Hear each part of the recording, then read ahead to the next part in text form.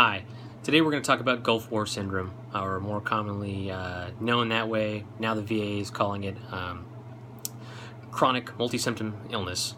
And so what that is a slew of symptoms that don't fit into any one box. So it's undiagnosed, considered. And so why is it important to know that? There are a lot of veterans affected by it in the Gulf Wars, the 90-91.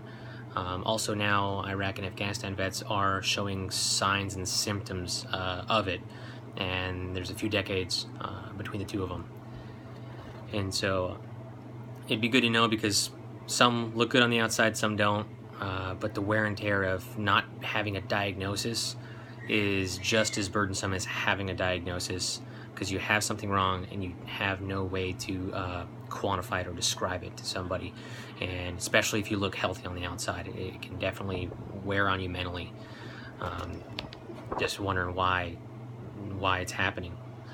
And so 5 signs of symptoms be chronic fatigue, fibromyalgia, widespread pain, primarily joints, back, things like that, that are more than just aches and pains, gastrointestinal disorders, sleep disturbances, neurological and cognitive problems. And again, all of these things, like gastrointestinal disorders, sleep disturbances, show signs of like sleep apnea for sleep disturbances, but don't quantify enough sleep apnea to rate any sort of treatment, but still don't get good sleep efficiency. Gastrointestinal problems, you have heartburn, GERD, irritable bowel syndrome, things like that, incontinence. Lots and lots of issues with that. It can affect somebody's ability to gain good employment. Root cause for the diseases, these are just suspected. No one knows for sure what caused it, especially now that we're having veterans showing up with signs of it a few decades later who were never even in the first Gulf War. So you've got exposure to nerve agents, possibility, the medications they use to combat those, the pesticides, vaccines for like anthrax, oil fires and other environmental like burn pits, bacteria, viral infections.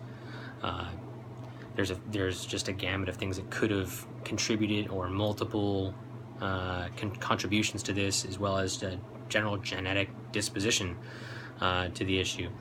And so there's a VA set up a Gulf War health screening, kind of a registry to see. So if you do kind of get diagnosed with this, or you can even think you have it, you can go down and free of charge get checked for that. So that's a good tool to have them help track this. Pain medications, depression medications, VA's even doing acupuncture now, which is all good, but you really just need to get diagnostic testing to rule everything else out. You'll figure out if this is what you have.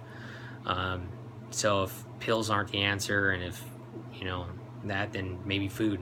So what I'd recommend is eating whole foods, things that are rich in good micronutrients. So like kales and orgamine are high in B vitamins, along with many others. They're really calorie dense foods. And multicolored foods for the antioxidants, the omega-3s. So like walnuts, other nuts. Walnuts have 2,500 milligrams for every quarter cup, which is really good. It's one of the best. But creating a targeted nutrition plan with your doctor would be a good idea to see if that can help you. Changing lifestyle would be good. Trying to keep stress as low as possible. There are things like called finger labyrinths or real labyrinths. They're not like mazes, but they're help to de-stress. Even a few VA centers have actually put in walking labyrinths, and it's a giant like garden thing that just look it up. It's pretty interesting, but it's supposed to do really well. So just like a walking meditation where you just walk around your neighborhood, things like that, just to help de-stress and decompress from the day, and just kind of reconcile everything that's going on. Also create a dialogue with your friends and family would also be good, just so they understand what's going on with you, and hopefully they're accepting of what's going on. Hopefully they believe you with what's going on. And so leaves me in with home remedies.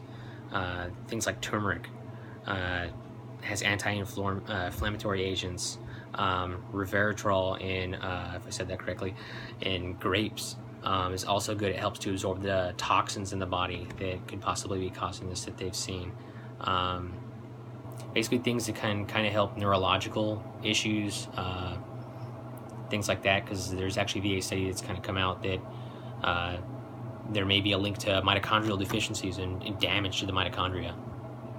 So things like essential oils, actual pure therapeutic grade oils. There's lots of those that'll help with different situations, different symptoms. And so incorporating those, have a banana or a banana smoothie right before bed can help you get some sleep. It's got natural melatonin in it. It's better than a pill form. Works great. I use it to help myself sleep. My wife does it too. And then, so things that go into that is like banana, frozen banana, a little bit of milk. If you don't like milk, you can use flaxseed milk. It's got good omegas in it as well. And just kind of blend it up with whatever low-calorie sweetener like honey. Honey would be good for you. It's got good stuff too. So let's go back over with what we talked about. You've got Gulf War syndrome, chronic multi-symptom illness, so it doesn't fit in any one box. And it's really hard to get diagnosed with this, really hard to get any sort of effective treatment just because nobody knows where it came from, what causes it, how to fix it. So I really think food would probably be the best medicine. There's people out there that have multiple sclerosis, changed their diet, and they've gotten up out of wheelchairs. And so that would be an indication if mitochondrial disorder or nerve disorder, that would be helpful. Thanks, bye.